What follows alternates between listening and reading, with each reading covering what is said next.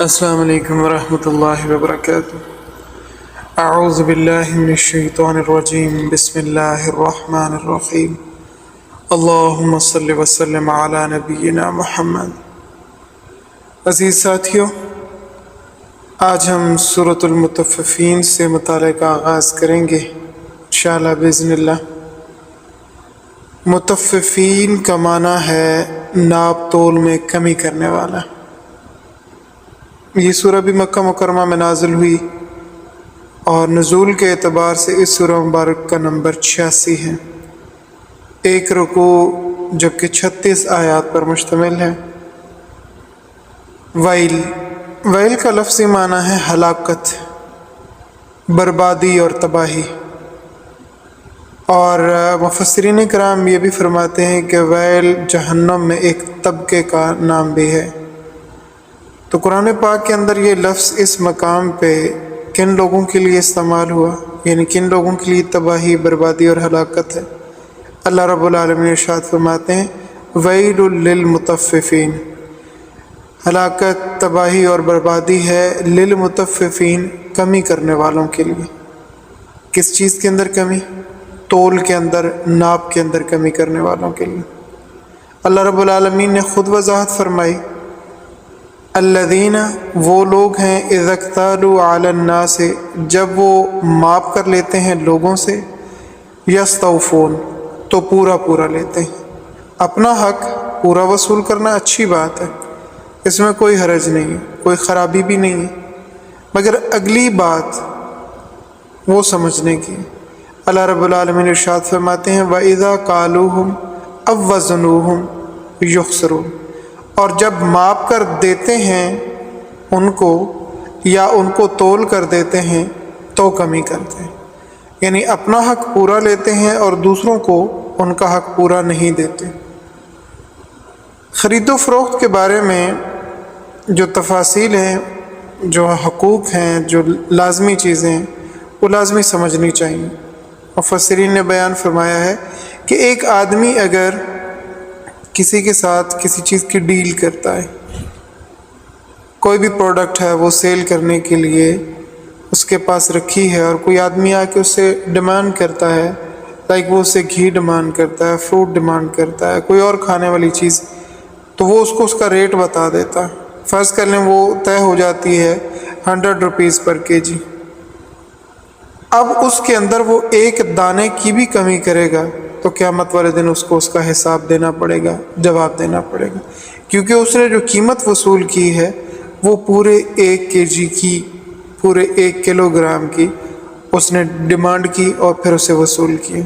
تو اب اگر دیا جانے والا سودا، دی جانے والی پروڈکٹ کے اندر وہ ذرا برابر بھی کمی کرتا ہے تو قیامت والے دن وہ اس چیز کے لیے حساب دے گا۔ حقوق العباد کا ایک انسانی زندگی کے ساتھ بڑا گہرا تعلق ہے اور انسان کو ضرور ان چیزوں کو سمجھنا چاہیے۔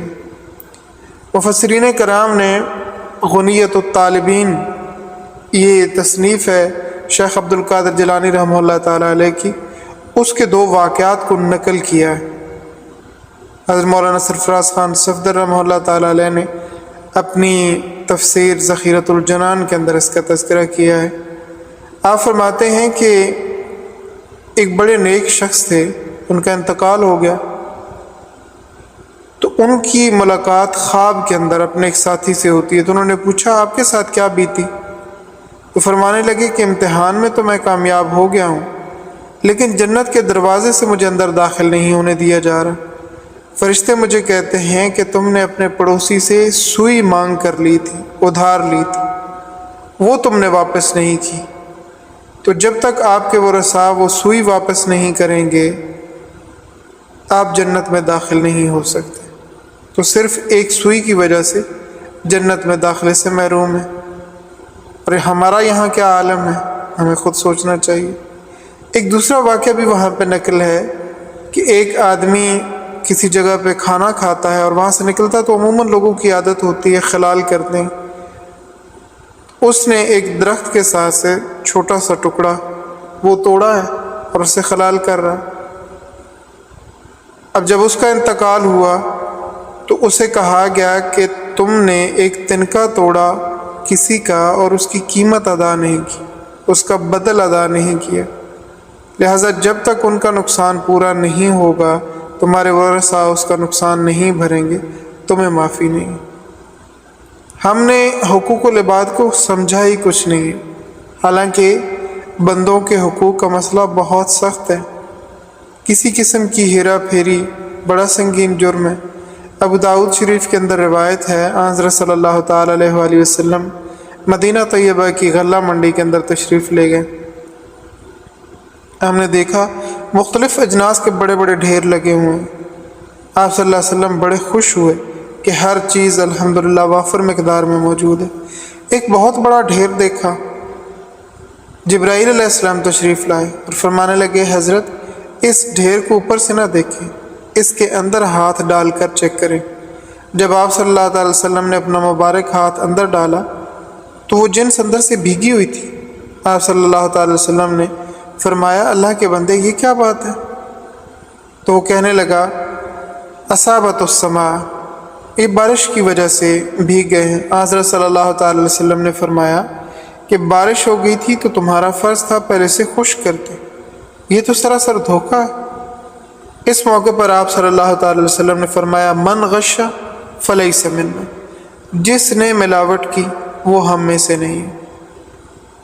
بیان کرنے کی ضرورت نہیں ہے، آج تو کوئی چیز بھی خالص نہیں ملتی، کم تر سے کم تر، کم سے کم قیمت پر حاصل ہونے والی چیز میں بھی ملاوٹ ہو رہی ہے اور سر عام ہو رہی ہے، اور کوئی شرما نہیں رہا، اور پھر بھی دعویٰ ہے کہ ہم مسلمان ہیں۔ حدیث پاک میں آتا ہے کہ اگر کسی چیز میں کوئی عیب ہے تو وہ عیب بتلانا ضروری ہے، اگر بغیر عیب بتلائے وہ چیز بیچ دی تو اس کی کمائی حلال نہیں۔ کتنی بڑی وعید ہے۔ حضرت نعمان بن ثابت امام اعظم ابو حنیفہ رحمہ اللہ تعالیٰ علیہ کے بارے میں آتا ہے کہ آپ کپڑے کی تجارت کرتے تھے، بہت وسیع کاروبار تھا آپ کا، اور اس سے حاصل ہونے والی جو انکم تھی اس سے آپ محدثین، فقہائے کرام، بیوہ عورتوں، یتیم بچوں، غریبوں اور مسکینوں پر خرچ کرتے تھے۔ آپ کو کسی کام سے جانا پڑا تو جس شاگرد کو آپ اپنے جگہ پر بٹھا کے گئے اسے آپ نے قیمتیں سمجھا دی اور ایک تھان کے بارے میں بتایا کہ یہ جو کپڑے کا تھان ہے اس کے اندر یہ عیب ہے اور اس کی اتنی قیمت ہے، جب بھی کوئی خریدار آئے اسے اس کا عیب بتانا اور اتنی قیمت میں اس کو فروخت کرنا۔ کچھ وقت کے بعد جب آپ واپس تشریف لائے تو شاگرد سے حساب پوچھا تو اس نے ساری چیزیں بتا دیں کہ فلاں فلاں تھان بک گیا ہے، اور ساتھ یہ بھی بتایا کہ وہ جو گرم تھان آپ نے بتایا تھا وہ بھی بک گیا۔ تو آپ نے سب سے پہلے جو بات اس سے پوچھی وہ یہ کہ کیا اس کا عیب بتلایا تھا؟ تو اس نے کہا نہیں، وہ میں بھول گیا۔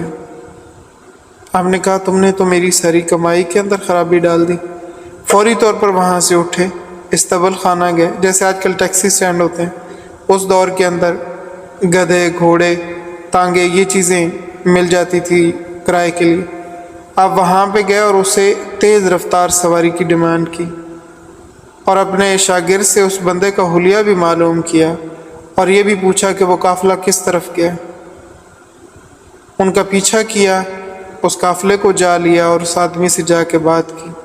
اس نے کہا میں نے تو قیمت ادا کی۔ آپ نے فرمایا قیمت تم نے واقعی ادا کی ہے، مسئلہ دراصل یہ تھا کہ اس تھان کے اندر یہ عیب تھا اور میرا شاگرد بتانا بھول گیا۔ آج دیکھیں ہم کتنی احتیاط کرتے ہیں، کس قدر فکر مند ہیں ان چیزوں کے بارے میں۔ ہمارے لیے لمحہ فکریہ انہی چیزوں نے، جن چیزوں کو ہم چھوٹا چھوٹا سمجھ کر نظر انداز کرتے ہیں، انہی چیزوں نے ہمیں اسلام کی خوبیوں سے محروم کیا۔ ہم کئی دفعہ سن چکے ہیں کہ حرام کا ایک لقمہ کھانے سے 40 دن تک دعا قبول نہیں ہوتی، اور ہمارے تو پیٹ جس رزق سے بھرے جا رہے ہیں اس کے بارے میں بھی غور کرنا چاہیے۔ ابو داؤد شریف کے اندر روایت ہے کہ اگر کسی نے لباس خریدا ہے اور اس قیمت کے اندر جو اس نے ادا کیا 1 روپیہ حرام کا، جب تک وہ لباس اس کے جسم پر رہے گا اس کی نماز قبول نہیں ہوگی۔ اور آج ہمارا دور ہی ہیرا پھیری کا۔ یہاں پہ صرف یہ چیز پوائنٹ آؤٹ کرنا مقصد نہیں ہے کہ خرابی خرابی ہر طرف ہے، سارے لوگ برے نہیں ہیں، اچھے لوگ موجود ہیں الحمدللہ، لیکن اس کے باوجود ہمارے لیے لمحہ فکریہ ہم اپنے طور پر اپنی ذات کا جائزہ لیں، بجائے اس کے کہ اگر یہ آئینہ ہمارے ہاتھ میں آ گیا تو ہم سب کو دکھاتے پھریں۔ ہم اپنے طور پر ان اچھائیوں کو اپنی زندگیوں کے اندر شامل کر لیں تو اس سے دو فائدے ہو جائیں گے، ایک تو ہماری اصلاح ہو جائے گی، اور پھر ہم جب اس کے اوپر عمل درآمد کریں گے تو وہ ایک بہترین اطلاع بھی ہو جائے گی۔ اور ایک سینگ ہے انگلش کی، action specs louder than words. انسان کے جو اعمال ہوتے ہیں وہ اس کے الفاظ سے کہیں زیادہ اثر انداز ہوتے ہیں۔ تو تبلیغ کا یہ جو طریقہ ہے یہ سب سے زیادہ مؤثر بھی ہے اور سب سے زیادہ بہترین بھی ہے کہ انسان اپنے عمل سے ان چیزوں کو ثابت کرے۔ اللہ تعالی ہمیں توفیق نصیب فرمائے اور ہمیں ہمت نصیب فرمائے کہ ہم عمل کے ذریعے سے تبلیغ کرنے والے بن جائیں۔ یہ بڑے اہم مسائل ہیں اور بڑے بنیادی مسائل ہیں، ہر گھر کی، ہر فرد کی ضرورت ہے، ان کو سیکھنا اور سمجھنا چاہیے، اور ان چیزوں کے ذریعے سے اپنے بچوں کے اندر، اپنے فیملی ممبرز کے اندر، اپنے دوست احباب، اپنا حلقہ احباب، اس کے اندر بھی اویئرنیس جو ہے اس کو پھیلانا چاہیے۔ تو فرمایا کہ ماپ کر لیتے ہیں تو پورا پورا لیتے ہیں، اور جب ان کو ماپ کر یا تول کر دیتے ہیں تو گھٹا کر دیتے ہیں۔